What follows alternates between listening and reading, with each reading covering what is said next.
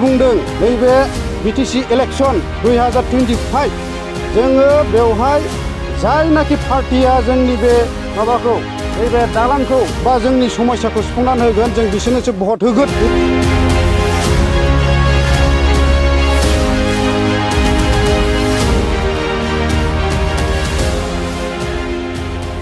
नैबे फुंबिलि समाव आङो जोंनि कारिगाव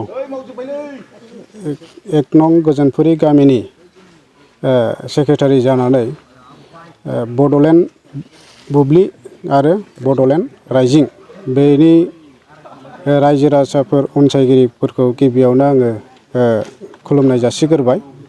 आङो दा नैबे खोथाखौल' बुंनो सानदों, खारन जोंनि 1 नं गोजोनपुरि गामिया बिटिसिनि इन्ट्रेन्स माने हाबजेननाय जोंनि कारिगाव 1 नं गोजोनपुरि गामियानो जों मोनगोरो बुंनो थाङोब्ला। नाथाय जोंनि गामिया सिगांनिफ्रायनो गोबां बेलायाव गोग्लैसोनाय, जेरैहाय दालां आरो कारेन्टनि समस्या आरो जोंहा दै बायदिसिनानि समस्या जोंनाव गोबां दङ। नैबेहाय जोङो देखायनो हागोन नैबे जोंनि 1 नं गोजोनपुरि गामिनि दालां बेखौ जोङो बोसोरफ्रोमबो रायजो राजाफ्रा औवा खांनानै थाखा फैसा खांनानै जोङो बोसोरे बोसोरे बानायबाय थानाङो। बे लामाजों नैबे दालांजों बुंनो थाङोब्ला जोङो बे गामियाव रायजो जानाया खमायाव 30-35 बोसोर जाबाय। बे समनिफ्रायनो जोंहा साखाथियावनो दैसा सेराव मोनसे फरायसालि दङ, गभर्नमेन्ट स्कुल। दा बेनि गथ' गथायफ्रा बे दालांजों फैनानै फरायसालियाव फैनांगौ, नाथाय गोबां समस्यायाव गोग्लैयो।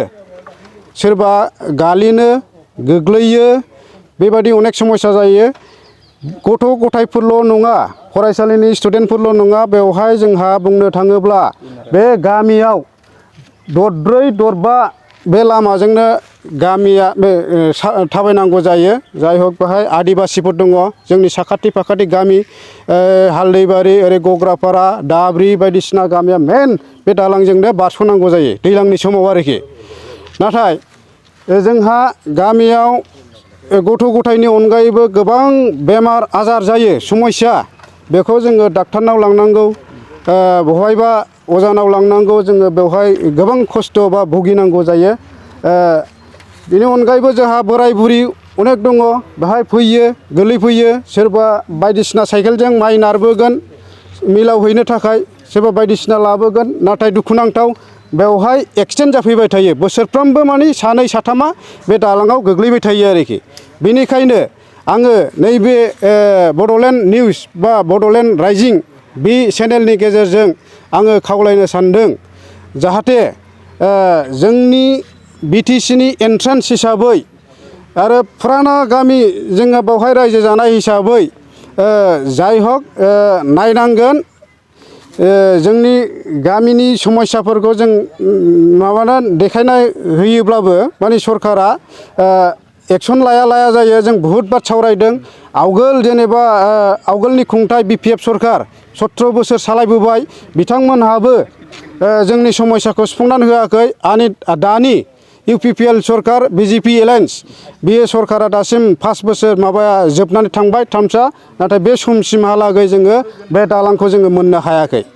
ओमफ्राय नोंथांमोना नायनो हागोन नैबे दालाङाव जोङो माबा लहा होनाय जादोंना, बेखौ जोङो घर फुरथि जोङो 500 थाखा जों खांनानै थांनाय बोसोराव जोङो लहा बायनानै लायनानै बङाइगावनिफ्राय जोङो बाहाय फिट खालामदों आरो जोङो बेखौ बानायनांदों आरोखि। थिग बेबादिनो जोंहा नै दैज्लां सफैनोसैलाय, बेवहाय जोङो गोबां समस्या गोलैसिगोनलाय, गथ' गथाय बोराय बुरि बेमार आजार। जोंहा आरो बेखौ मावनायनि आरो नै खना बांगोना रायजो राजाफ्रा बेसेबां ओंखारनानै मावबाय थानांगौ, बेनि समस्या फैयो बे आरोखि। जायखिया आङो सरकारखौ, दानि सरकार आरो बेखौ जों खावलायबाय, जाहाथे जोङो बे समस्याखौ जोङो थाबैनो मोनफुङो, जों बेखौ खावलायबाय। आरो जोंना मोनसे खोथा, रायजो राजाफ्राव बाव दंजोबो साखिफोर। जोङो बुंदों नैबे बिटिसि इलेक्शन 2025 जोङो बेवहाय जायनाखि पार्टिया जोंनि बे माबाखौ नैबे दालांखौ बा जोंनि समस्याखौ सुफुंनानै होगोन, जों बिसोरनोसो भट होगोन होननानै जोङो रायजो राजाफ्रा लिरनानै होनोबो साखाफारा। दा बेखिनिखौ जोङो फोरमायबाय आरोखि सोर फैयो जायखिजाया आंनि बुंनांगौ बा गामिनि जानानै जोंनि समस्याखौ फोरमायनाय आं बेखौ बावनो दोनथ'बाय। मा नाम नानि नोंना? सुसमिता बर'। सुसमिता बर'। थाखो बेसेबां फरायो? थाखो 3आव फरायो। नोंनि फरायसालिनि मुङा मा? आंनि फरायसालिनि मुङा नंसिखा गुदि फरायसालि। नोंसोर लागोनि जे फरायसालि खाथियाव मोनसे दालां दङ बे दालाङा मोजां नंगौना नङा? नङा। मोजां नङा? मानो मोजां नङा? गोबाय गिजिजोब। गोबाय गिजिजोब। माजों बानायनाय बे दालाङा? औवाजों। औवाजों।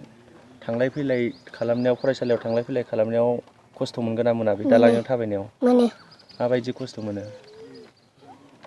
खस्थ' मोनो। हा? खस्थ' मोनो। खस्थ' मोनो थाबायनायाव? गाब्र'ला बायो नामा? बानायहोजानो लुबैना लुबैया? लुबैयो। लुबैयो। मोजां जाजानो लुबैयो दालांखौ? खावलायहरलाय दे लिडारफोरखौ। जों गामिनि दालांखौ मोजां नांगौ जोंनो सरखार बानायना होफै। सरखारा बानायना होफैनांगौ नोंसोर लागोनि दालांखौ? दे।